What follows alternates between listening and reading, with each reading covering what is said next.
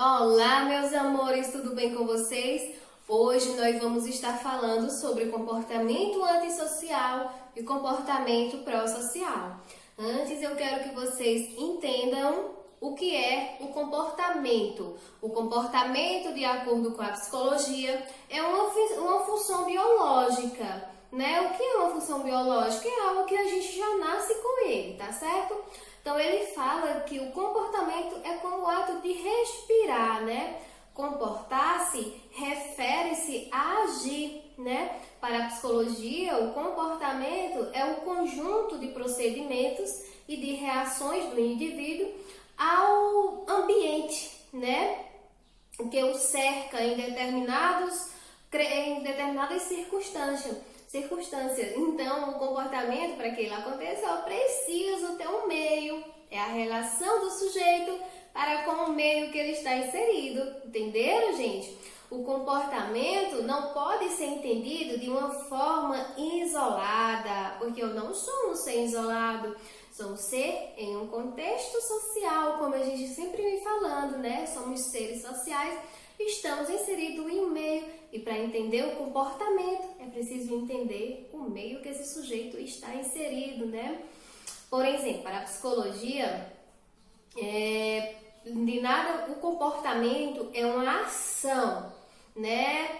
É uma ação que eu tenho perante algum estímulo externo, ok? Compreenderam um pouquinho sobre o comportamento, para poder a gente começar sobre o comportamento antissocial e o comportamento pró-social. Então eu quero que vocês notem aí o que a gente vai estar vendo nessa aula. Comportamento antissocial, comportamento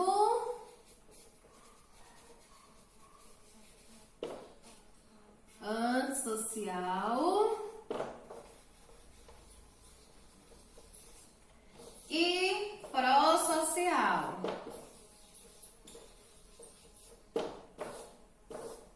Ok? Tudo bem para vocês? Então vamos lá. O que é o comportamento antissocial? O que é o comportamento antissocial, gente? Não venham me dizer, eu perguntei na última aula para vocês o que era o comportamento antissocial e alguém me falou que o comportamento social é caracterizado por pessoas que não gostam de se socializar, uma pessoa que não gosta de sair de casa, uma pessoa que evita estar em multidão. Esse é o senso comum. Para a psicologia, o comportamento antissocial não é esse, né? Para a psicologia, o comportamento social é um comportamento, né, que causa danos para a sociedade. É um comportamento que causa prejuízo para os demais, para o meio. E ela vem trazer que o comportamento social ele pode ser caracterizado como uma personalidade psicopata ou uma personalidade sociopata, né? E o que é a psicopatia, Patrícia? A psicopatia é caracterizada como um distúrbio, né? Costuma se constituir na infância. No entanto, mesmo tendo as características acontecendo na infância e na adolescência, um diagnóstico ela só pode ser fechada depois dos 18 anos, tudo bem? Quero que vocês entendam isso. O diagnóstico de uma pessoa com personalidade psicopata, ela precisa ser fechado depois dos 18 anos, precisa de uma intervenção de um psiquiatra e muitas outras coisas precisam ser levadas em consideração, como os fatores genéticos e os fatores ambientais. Ou seja, para desenvolver essa estrutura psicopata, vai precisar dos estímulos, tanto do ambiente quanto do genético. Quando eu estou me referindo aos fatores genéticos, eu me refiro, por exemplo, a crianças que são criadas em um ambiente frustrador, uma família muito violenta, casos de abusos sexuais, crianças espancadas pela família. Todo esse, quando eu falo em biológico, esses fatores ambientais, esses são os fatores ambientais, desculpa, viu, gente? Os fatores biológicos são aqueles genéticos, aquele que eu já nasço com um fator predisposto para isso. E as pesquisas mostram que as pessoas, né, os psicopatas com estrutura psicopata, se os fatores for genético, a ressocialização é muito difícil acontecer. Quando são os fatores ambientais, são mais, né, é melhor de tratar, porque a psicologia, através da análise do comportamento principalmente, vai agir através da diminuição desse comportamento transgressor. Tudo bem? Ó, gente, esse transtorno, ele pode ser referido, né, como eu falei, né, o transtorno de personalidade dissocial, ele pode ser definido como psicopata ou sociopata, né? O indivíduo com o transtorno psicopático, né, ele tem que apresentar vários sintomas para poder ser diagnosticado, né? E alguns dos sintomas ter dificuldade de se ajustar às normas. O psicopata ele tem muita dificuldade de se ajustar às normas sociais, né? Tendências à falsidade, mente com muita facilidade e as mentiras são repetitivas, né? Tem facilidade para trapaça. Tudo que ele faz é para ganho de prazer próprio, né? O prazer pessoal, age sempre com impulsividade, né? E para fazer planos para o futuro, o psicopata tem muita dificuldade, né? De traçar planos para o futuro. Ele não consegue se organizar. É uma estrutura muito manipulador, né? A estrutura de personalidade do psicopata age simplesmente sem empatia nenhuma. O psicopata, diferente do sociopata, Patrícia, qual é a diferença da estrutura personalidade do psicopata para a estrutura do sociopata? O psicopata, ele não tem empatia nenhuma, ele não tem remorso algum. Ele vai agir, né? E depois vocês vão ver um vídeo que eu vou passar para vocês. Ele é vaidoso. Ele pratica tal ato para satisfazer seu ego. Já o sociopata, ele tem um pouquinho de empatia, né? Um pouquinho de remorso. Mas essa quantidade de empatia e remorso que o sociopata tem é mínimo comparado a um sujeito de estrutura de personalidade normal. Então, ambos, o psicopata ele tem zero de empatia, zero de remorso. O sociopata tem um pouquinho, mas um pouquinho mesmo, que não vai fazer tanta diferença. Não vai impedir, né, que ele faça as transgressões. Ambos são difíceis a ressocialização. Tanto a estrutura do psicopata, quanto a estrutura do sociopata. Ambos têm muita dificuldade para socialização, né? O distúrbio do psicopata, né, da estrutura da personalidade do psicopata, costuma ir se estruturando desde a infância, como eu falei para vocês, né? Por isso, na maioria das vezes, alguns dos seus sintomas, né, podem ser observados nessa fase, ou na infância ou na adolescência. A adolescência que está começando aquela mudança, a transição da infância para a adolescência, aquela gama de hormônio. E aí é nesse momento que você pode estar identificando por meio de comportamento agressivo, que durante esse período são denominados de transtorno de conduta, tá bom? Durante a infância e a adolescência, todos esses formas de agressividade, de roubo, furto, são caracterizados como transtorno de conduta. E depois dos 18 anos, para detectar se a pessoa tem uma estrutura psicopata, é preciso identificar a história de vida dele. Se ele teve, na infância e na adolescência, alguns comportamentos de transtorno de conduta, né, que tende e isso tende a aparecer mais no sexo feminino, entendeu? E tende a causar mais prejuízo. A maneira que vão se tornando mais adultos esses comportamentos transgressores, eles vão causar mais prejuízo à maneira que eles vão se tornando mais adultos, né? Maltratar animais é uma das características também do psicopata. O psicopata é uma pessoa, como eu falei, o que é empatia? Empatia é colocar-se no lugar do outro, o remorso, o arrependimento do ato transgressor, né? Outro transtorno de conduta, quando nós nos referimos ao transtorno de conduta, é maltratar os coleguinhas na sala de aula, maltratar os animais sem nenhuma pena, né? Furtar as coisas do coleguinha na infância. Eita, Patrícia, então fulaninho, aquela criança que mordeu o outro, ele tem transtorno de conduta? Não necessariamente, é preciso ter muito cuidado quando a gente fala sobre isso. Por quê? Eu atendi uma criancinha na escola de acho que 5 anos e a professora falou para mim o seguinte: eu acho que ela tem transtorno de conduta, porque ela derruba a coleguinha da escada e ela não sente nenhum remorso. Ela bate nos colegas, ela morde, ela pega o lanchinho e para ela tá tudo bem. E aí eu fui atender essa criança, né? E realmente tinha algumas características que era meio preocupando. Por exemplo, ela para conseguir o que ela queria, ela sabia muito bem manipular a situação, era meiga, era dócil. No entanto, tinha também aquela característica individualista, né, que pode ser característica normal da infância, que é a fase do egocentrismo, que ela não deixava ninguém chegar perto daquela pessoa que ela escolhia, tipo, ela não deixava ninguém sentar no meu colo, só ela poderia sentar. Porém, lembrando que pode ser só uma fase da criança estar expressando os seus sentimentos, porque na fase da infância, a criança, ela procura meio de estar expressando os seus sentimentos. Às vezes, ela vive dessa forma dentro de casa, às vezes ela é exposta a esses ambientes em casa e ela só está reproduzindo e expressando o seu sentimento, derrubando o coleguinha para chamar a atenção, querendo o colo da tia para poder querer mais aconchego e proteção.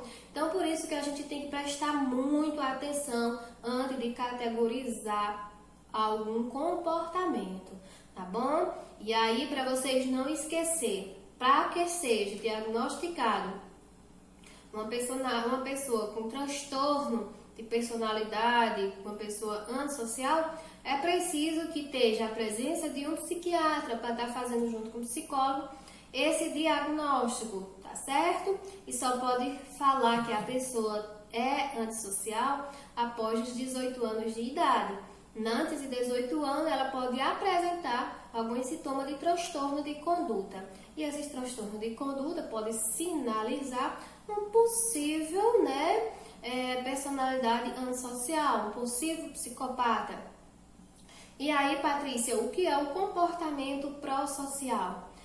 Já no comportamento pró-social, como eu falei anteriormente, o psicopata ele não tem empatia, age sem remorso, ele mata, ele rouba, ele maltrata animais e não tem remorso para com os seus atos transgressores, Já no comportamento pró-social, o que vai medir o comportamento pró-social é a empatia, ok? O que vai mediar o comportamento pró-social é a empatia. E o comportamento pró-social é um comportamento direcionado para o outro, para ajudar o outro.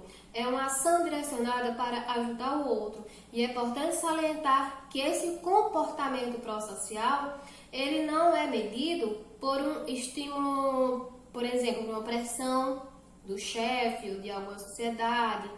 Ele é algo que parte intrinsecamente do sujeito.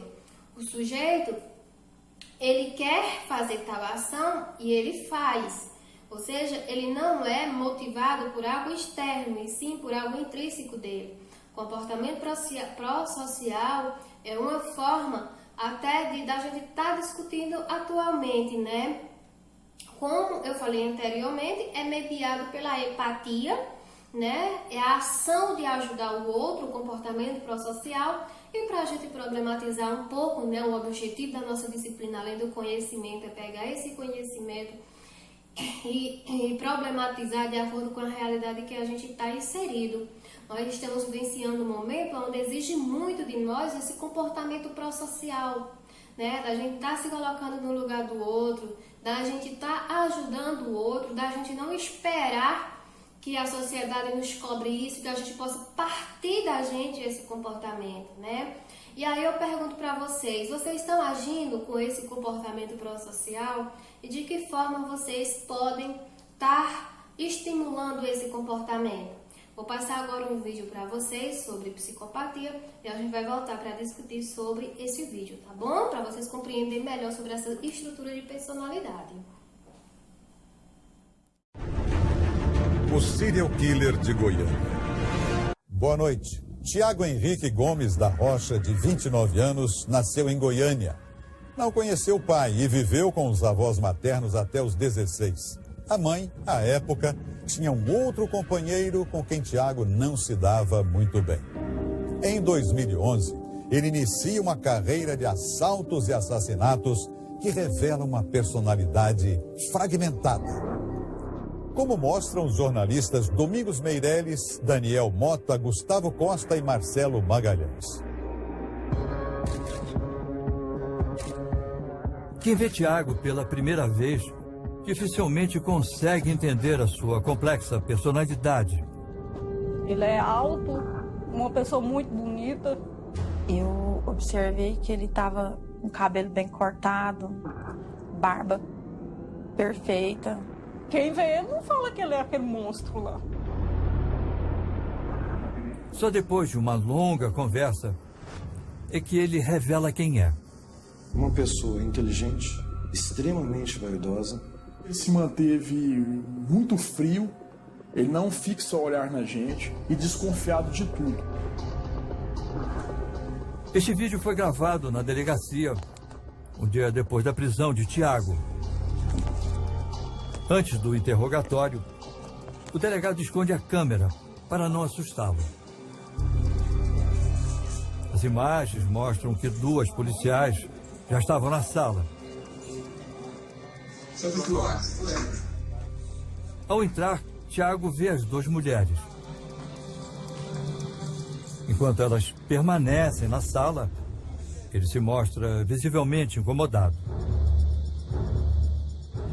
Foi em um desses depoimentos que os policiais perceberam um detalhe importante no comportamento do serial killer. Eu consegui já detectar 3 personalidades dele diferentes e doentias aí, mostrando que cada situação ele agia de uma forma. Personalidade número 1. O matador.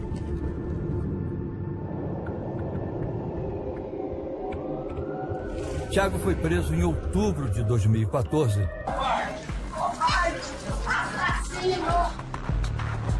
Só que as mulheres não foram as primeiras vítimas de Tiago. Eu perguntei qual foi a primeira garota que você matou. Ele me olhou nos olhos e falou: não foi uma mulher que eu matei primeiro, foi um homem. A primeira vítima de Tiago foi um jovem chamado Diego.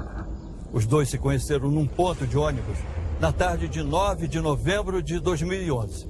Diego tinha acabado de fazer o seu alistamento militar e esperava por um ônibus que o levasse para casa. Os 2 então conversaram e depois entraram num terreno como esse. O corpo de Diego nunca mais apareceu. Lembra da sua primeira vítima? Como foi? Era homem, mulher? Era... Homem. Homem. Como é que você escolheu a sua vítima? Sua primeira vítima? De forma aleatória. Nesse dia, eu tentei segurar o quanto eu pude esse sentimento ruim que eu tinha. No começo eu não usava arma de fogo. Você não usava? Não, no começo foi de outros modos, né? Como é que foi? Com as mãos. Essa pessoa eu percebi que ela gostava de homens, né? Era um homossexual? Iniciamos uma conversa. Era um homossexual? Isso. A gente saiu para outro local mais reservado. Sim, sim. O que aconteceu?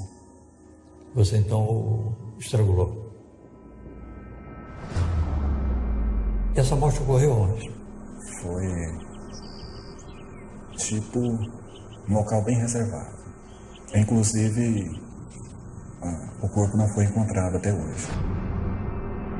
O senhor disse que as primeiras vítimas do Tiago foram homossexuais. O senhor percebeu que na escolha dessas vítimas havia também uma preferência sexual do criminoso? Na realidade, ele matou essas vítimas justamente por ter se sentido atraído por essas vítimas. Ele não admitia o fato da homossexualidade dele. Segundo o delegado, esse desejo reprimido seria a causa dos crimes mais violentos cometidos por Tiago. No caso dos homossexuais, eles estrangulavam as vítimas. Ele chegava a estrangular e desferir diversas facadas. Fizeram uma morte muito mais sofrida, uma morte muito mais agônica, né? Tiago admite que as mortes dos homossexuais foram as mais cruéis. Qual é a diferença entre matar a faca, estrangular e atirar numa pessoa? Tem muita diferença. A primeira opção, a pessoa tem que... A faca. Isso, tem que ter um sangue mais frio, como se diz. É complicado. No entanto, não confirma qualquer relacionamento com eles. No processo consta que algumas dessas pessoas que morreram chegaram a frequentar a sua casa. Alguns desses homossexuais. Está correta essa informação? Não. Esses homossexuais você os encontrava na rua, então? Isso. Agora, você frequentava a casa deles? Sim. Sim. Você chegou em algum momento a ter um relacionamento mais duradouro com um homossexual? Não, na verdade, eu nunca me relacionei com homossexuais. Você disse que o primeiro, que vocês foram para o lugar... Mas foi apenas isso, não foi um relacionamento longo, né? O foco nos homossexuais logo mudaria. Tiago encontrou um outro tipo de vítima mais vulnerável. Também no inquérito policial, consta que você matou alguns moradores de rua. E eles foram mortos assim, alguns me parece que dormindo, né? Era naquele momento que você tinha aquele sentimento? Sim. E tomava conta de você que te levou a matar esses moradores de rua? Né, em situação de rua e serem assassinadas enquanto estavam dormindo, debaixo de uma marquise, debaixo de um ponto de ônibus, é chocante. A forma como matava os moradores de rua era bem diferente da que ele usava com os homossexuais. Com relação às facadas e ao estrangulamento, sempre com relação a homossexuais, que mantiveram ou manteriam relações homossexuais com ele. Já os moradores de rua, sempre com tiros na cabeça. Na mente transtornada de Tiago, havia um motivo bem claro para cometer esses crimes. Ele fazia questão que os moradores de rua não sofressem. Você acha que o quê? Que aquelas pessoas precisavam morrer? Eu não sei explicar muito bem. O Tiago não se satisfazia apenas com os assassinatos. Ele também praticava outros crimes. Uma outra face do serial killer de Goiânia. Personalidade número 2. O assaltante. No tempo que eu estava morando só, cometi vários crimes. Assaltos também. Ou seja, ele assaltava aqui farmácias, ele assaltava padarias, assaltava outros comércios aqui na cidade de Goiânia. Para continuar no mundo do crime, Tiago precisava usar um disfarce. O assassino mantinha também uma identidade acima de qualquer suspeita. Personalidade número 3. O vigilante. O último emprego de Tiago foi como vigilante no Hospital Materno-Infantil de Goiânia. Durante a noite, ele tinha inclusive o hábito de acompanhar funcionárias e até pacientes até o estacionamento do hospital. Durante o caminho, ele fazia sempre uma advertência, que elas tivessem muito cuidado, porque havia um matador de mulheres. No Hospital Materno-Infantil, Tiago conseguiu o que precisava para praticar seus crimes. A arma usada nos assaltos, e também utilizou para matar pelo menos 16 pessoas. Para justificar o desaparecimento da arma, O vigilante escreveu esta carta para o chefe em setembro de 2012. Percebemos que o cofre onde fica o armamento estava destrancado, onde constatamos o sumiço de um revólver e de todas as munições. Depois que ele subtraiu o revólver lá da empresa de onde eu trabalhava, a partir de então, ele só utilizou arma de fogo. Durante o interrogatório, os delegados perguntaram como era o trabalho de Tiago como segurança do hospital. Lá no serviço seu, lá no materno infantil, você não tinha vontade de matar as pessoas, não? Por que lá você não tinha vontade? Como que é? Me explica para mim, para eu poder entender. É uma fase, direto. Ah, tem fase que você tá de boa? Segundo os promotores, Tiago mentiu nesse depoimento. Ele matou, inclusive, um guarda, colega de profissão dele. Ele entrou, subiu na guarita onde ele estava, ele sabia que o guarda estava desarmado, chegou lá e pegou. Os colegas do hospital chegaram até a desconfiar dele. É verdade que uma pessoa lá no materno infantil chegou a falar que você parecia o cara que estava matando mulher? Pode suspeitar, mas não se falar. Se ao menos um deles o tivesse denunciado, talvez teria impedido a morte de tantas mulheres, as vítimas favoritas do serial killer de Goiânia. Depois das primeiras vítimas, por último foram as mulheres, que eu tinha mais raiva, né? As mulheres. É isso.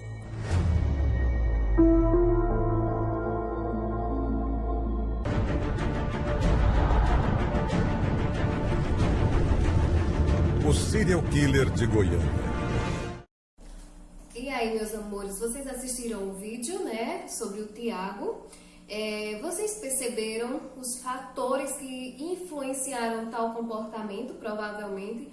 Vocês viram que logo no início o repórter começou falando que ele não teve contato com o pai, não viveu com a mãe, foi criado pelos avós e não tinha uma boa relação com o padrasto. Nessa reportagem não vai falar, mas em outro anterior vem trazer que ele sofreu estupro. E vocês viram também a questão da sexualidade dele, né?